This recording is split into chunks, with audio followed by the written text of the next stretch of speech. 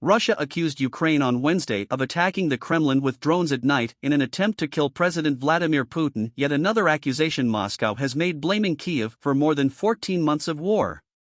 Hello, welcome to another video on our channel. Today we will be discussing the new accusation that the Russian government is making against Ukraine. This time there is an accusation of attempted assassination of Vladimir Putin. We will address the implications and repercussions. We hope you enjoy the content, and we ask you to follow our channel and like our content to stay on top of the news. President Volodymyr Zelensky promptly denied any Ukrainian involvement, telling a news conference in Helsinki, "We don't attack Putin or Moscow, we fight on our turf." A senior Ukrainian presidential official said the incident suggested Moscow was preparing a major terrorist provocation. Ukraine's presidential advisor Mikhailo Podolyak stated that the country wages an exclusively defensive war and does not attack targets on the territory of Russia. He added that the appearance of unidentified unmanned aerial vehicles at power facilities or on Kremlin territory can only indicate the guerrilla activities of local resistance forces. As you know, drones can be purchased at any military store.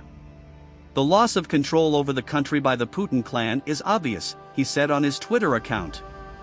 U.S. Secretary of State Antony Blinken said Washington was unable to validate the reported attack and that Russian claims should be taken with a big shake of salt. Russia reserved the right to retaliate, Putin's office said, and Russian hardliners demanded swift retribution against Zelensky himself. 2 unmanned aerial vehicles were aimed at the Kremlin. As a result of timely actions taken by the military and special services with the use of war radar systems, the devices were put out of action, the presidency said in a statement. "We consider these actions a planned terrorist act and an attempt on the president's life, carried out on the eve of Victory Day, the May 9th parade, in which foreign guests are also expected to be present. The Russian side reserves the right to take retaliatory measures where and when it sees fit. And although it is not clear how Ukraine, if involved, could seriously hope to kill Putin with a drone strike on the Kremlin, a huge, historic walled citadel in the heart of Moscow."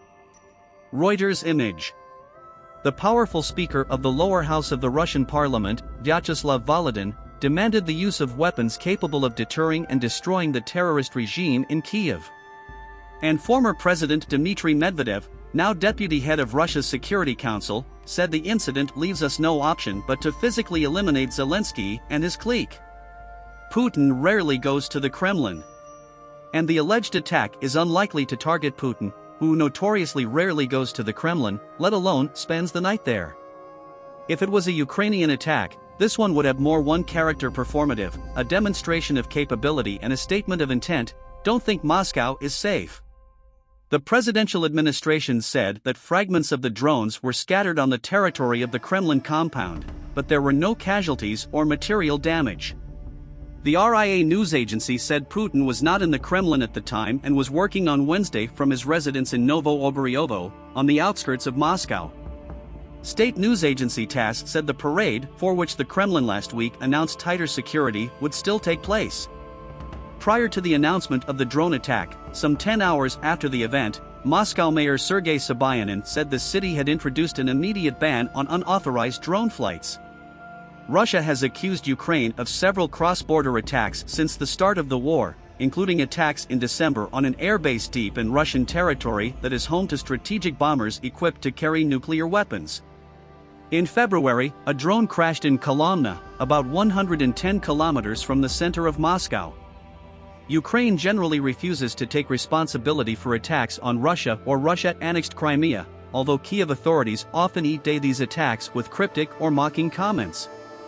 So what do you think of this accusation? Leave your comment below and share your thoughts with us.